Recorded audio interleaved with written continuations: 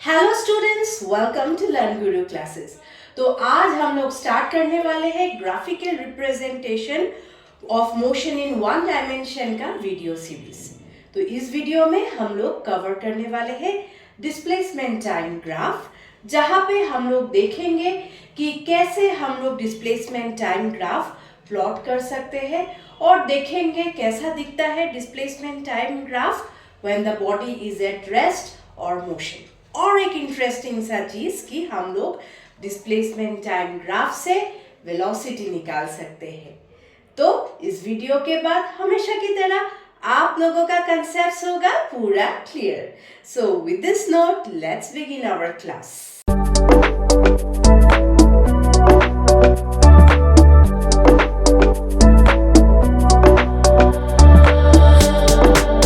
तो first of all आता है कि what is the need to study graph in order to study motion. तो देखो इसके बहुत सारे एडवांटेजेस हैं। तो फर्स्ट है कि विजुअल रिप्रेजेंटेशन। तो विजुअल रिप्रेजेंटेशन मतलब कोई भी अगर डिस्प्लेसमेंट टाइम ग्राफ लो या velocity time graph, acceleration time graph, यहाँ पे हम लोग देख सकते हैं कि कैसे velocity, displacement, acceleration changes with respect to time. ठीक है। सेकंड है क्वांटिटेटिव एनालिसिस। क्वांटिटेटिव एनालिसिस मतलब जैसे डिस्प्लेसमेंट टाइम ग्राफ है, तो हम लोग इसी सेम ग्राफ से हम लोग 2 to 3 quantities we can easily find out. जैसे in displacement time graph we can find out velocity, in acceleration, in velocity time graph we can find out displacement as well as acceleration। ठीक है। Third advantage है identification of trends. Identification of trends मतलब जैसे displacement time graph से हम लोग देख सकते हैं एक पर्टिकुलर ट्रेंड है, वो अगर पर्टिकुलर ट्रेंड फॉलो होता है ग्राफ में तो हम लोग बता सकते हैं yes the body is moving at uniform velocity और यूनिफॉर्म एक्सेलरेशन। ठीक है। And fourth one is comparison. Okay. तो जैसे टू ग्राफ्स अगर एक ही टू स्ट्रेट लाइन या कार्व अगर एक ही ग्राफ में हम लोग प्लॉट करेंगे तो देख सकते हैं कौन सा बॉडी तेजी से भाग रहा है और कौन सा स्लो है। तो these are the advantages of studying graph. ठीक है। तो अब हम लोगों के चैप्टर में we will be studying displacement time graph. इस वीडियो सीरीज में कवर होगा displacement time graph, velocity time graph and acceleration time graph. तो इस वीडियो में we will be concentrating on displacement time graph. तो अगर डिस्प्लेसमेंट टाइम ग्राफ का मैं बात करूं तो we will be studying 3 situations. First is when the body is moving with uniform velocity. Second is when the body is at rest, and the third is when the body is moving with non-uniform velocity. First of all हम देखेंगे कि displacement time graph when the body is moving with uniform velocity. तो uniform velocity क्या अगर मैं बात करूं, when the body covers equal distances in equal intervals of time is known as uniform velocity। ठीक है। तो कोई एक कार है तो उस कार को टोटल डिस्टेंस 50 मीटर उसको कवर करना है, तो क्या करता है A to B, वो पॉइंट A to B वो 10 metre in 1 second, then another B to C 10 meter in 1 second, C to D 10 meter in 1 second, ऐसे करके equal distance in equal interval वो कवर करता है। तो जैसे 10 meter in 1 second, फिर 20 meter in 2 second, then 30 meter in 3 second, ऐसे करके हम लोग इसका एक टेबल निकाल सकते हैं पूरा 50 मीटर डिस्टेंस का। तो अभी देखते हैं कि कैसे हम लोग निकाल सकते हैं डिस्प्लेसमेंट टाइम ग्राफ इस टेबल से। हम लोग अभी ग्राफिकली प्लॉट करते हैं कि how a body is moving with uniform velocity. यहाँ पे एक टेबल दिया है, तो टाइम फर्स्ट में है 0 टाइम एंड डिस्प्लेसमेंट इज 0। फिर सेकंड कॉलम में है time is when 1 second, displacement is 10 metre. फिर सेकंड में 2 second, when time is 2 second, displacement is 20 metre. तो देखो हर एक में with equal intervals of time displacement भी इक्वली बढ़ रहा है। तो ग्राफ में एक्स एक्सिस वाई एक्सिस में कैसे हम लोग इसको प्लॉट करेंगे? तो first corresponding to 1 second 10 metre is the corresponding to 1 meter and 10 meter and 1 second, this is the dot। तो ऐसे करके प्लॉट किया, okay, and when we join this points we get a straight line. तो यहाँ पे क्या समझ में आता है? Displacement time graph when it is moving with a uniform velocity is always a straight line. और एक चीज़ समझ में आता है कि displacement is directly proportional to time when the body is moving with uniform velocity। तो देखो यहाँ पे समझ में ही आ रहा है कि जब time with increase in time displacement is also increasing। और एक इंटरेस्टिंग सा चीज़ है कि हम लोग डिस्प्लेसमेंट टाइम ग्राफ से वेलोसिटी निकाल सकते हैं। अब वो कैसे? तो वेलोसिटी हम लोग निकाल सकते हैं by finding out the slope of the line. तो slope of the line basically inclination of the line बोलते हैं, ठीक है। तो ये हम लोग बहुत प्रैक्टिकल में हम लोग देखते हैं रियल लाइफ में, जैसे चिल्ड्रंस पार्क में जो स्लाइड होता है। तो स्लाइड का नेचर देखना आप लोग, एक क्या होता है, एक इंक्लाइंड वे में रहता है with respect to the ground, ठीक है।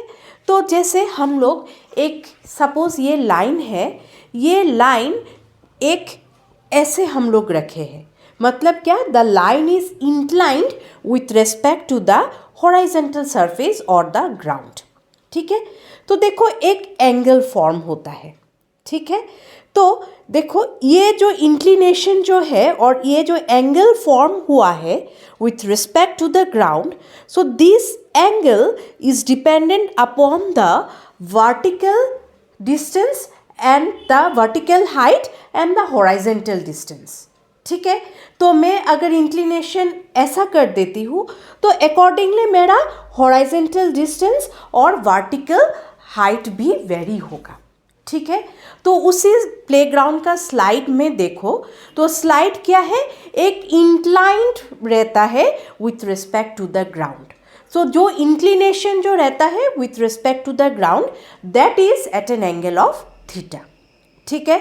तो ये थीटा जो है, तो यहाँ से साफ समझ में आ रहा है कि ये theta is dependent upon the vertical height and the horizontal distance, ठीक है।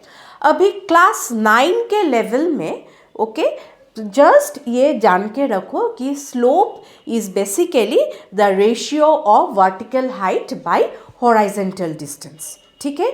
ये जानने से बाकी टेन थीटा कैसे होता है ये सब हायर क्लासेस में आप लोगों को मिलेगा जब मैथ्स में कोऑर्डिनेट ज्योमेट्री पढ़ोगे। बट अभी के लिए slope is equal to the vertical height divided by the horizontal distance. अब हम लोग देखते हैं कि कैसे इसी डिस्प्लेसमेंट टाइम ग्राफ से हम लोग स्लोप निकाल सकते हैं। अगर स्लोप अगर निकल जाए तो वेलोसिटी भी निकल जाएगा। अभी यहाँ से हम लोग निकालेंगे slope of the line OP और वहाँ से मिल जाएगा हम लोगों को वेलोसिटी। तो इसके लिए हम लोग कुछ आर्बिट्रेरी पॉइंट्स सिलेक्ट करते हैं and take 2 points called A and B along the graph or along the straight line OP। जैसे कि मैंने 2 points सिलेक्ट किया A and B along the graph, ठीक है। तो वो 2 पॉइंट को हम लोग ज्वाइन करते हैं। जैसे AC को ज्वाइन किया, मिल गया हम लोगों को हॉरिजॉन्टल डिस्टेंस, एंड BC को ज्वाइन किया, मिल गया हम लोगों को वर्टिकल हाइट, ठीक है। तो स्लोप ऑफ द लाइन क्या होता है, is the ratio of the vertical height by horizontal distance, है ना। तो BC का कॉरेस्पॉन्डिंग पॉइंट्स क्या है, देखो ED है, ED is equal to BC, तो ED by GF, G B A C का कॉरस्पॉन्डिंग क्या है, G F equal to G F, ठीक है, तो E D by G F.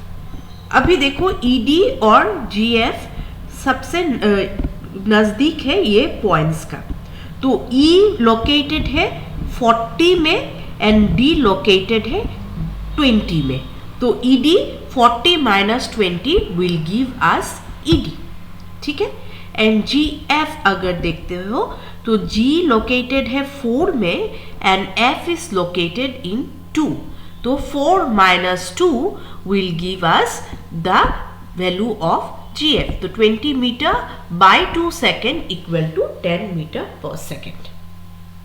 अभी एक और चीज देखना है कि इस ग्राफ में अगर कोई भी पॉइंट्स ले लो, अगर मैं ये पॉइंट और ये पॉइंट सिलेक्ट करती हूँ and I find out the ratio of और the if I find out the slope, it will come out to be 10 metre पर सेकेंड।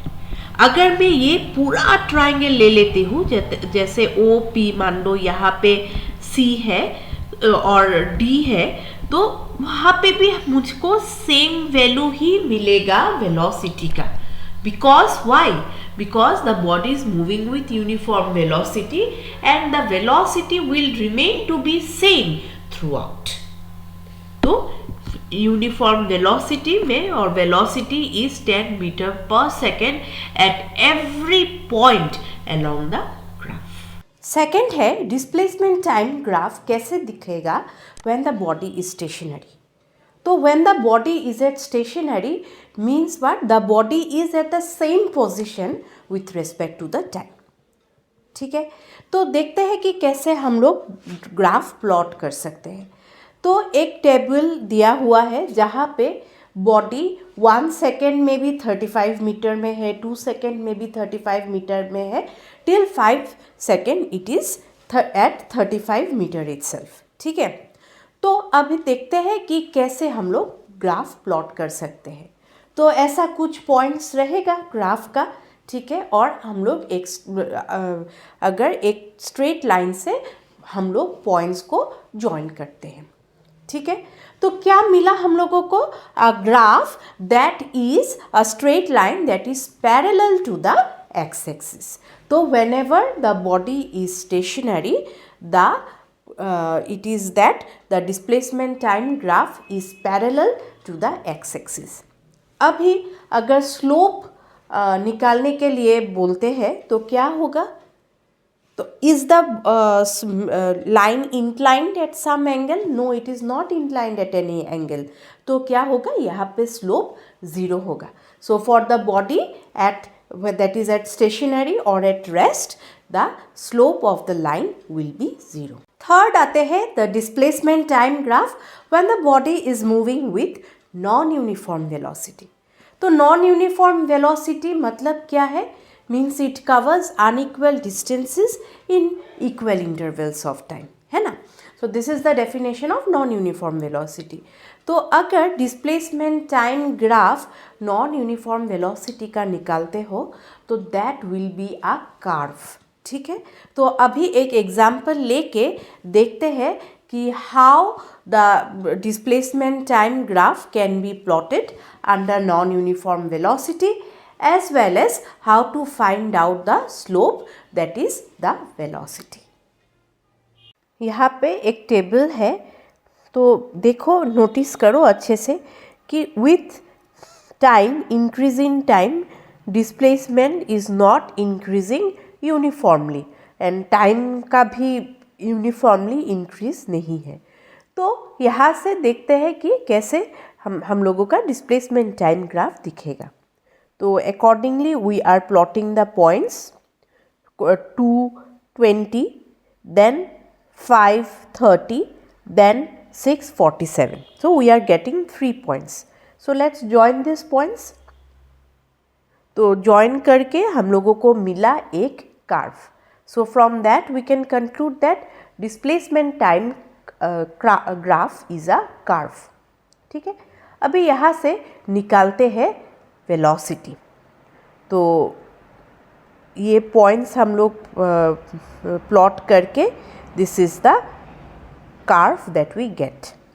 ठीक है, तो इस कर्व से ही two arbitrary points, let us not two arbitrary points, we select one point, क्योंकि curve है तो एक पॉइंट सिलेक्ट किया तो वो कर्व से मतलब वो पॉइंट से एक स्ट्रेट लाइन ज्वाइन किया, that is this is a tangent to this curve, B D is a tangent to this curve. तो स्लोप निकालनी है, तो स्लोप मतलब क्या है, vertical height by horizontal distance, right. तो यहाँ से हम लोगों को वर्टिकल हाइट और हॉरिजॉन्टल डिस्टेंस निकालनी है। तो एक ट्राइंगल मिल गया हम लोगों को, B D C is the triangle by joining this points. तो tangent is drawn at the point A, so B D is the tangent and B C is the vertical distance and C D is the horizontal distance.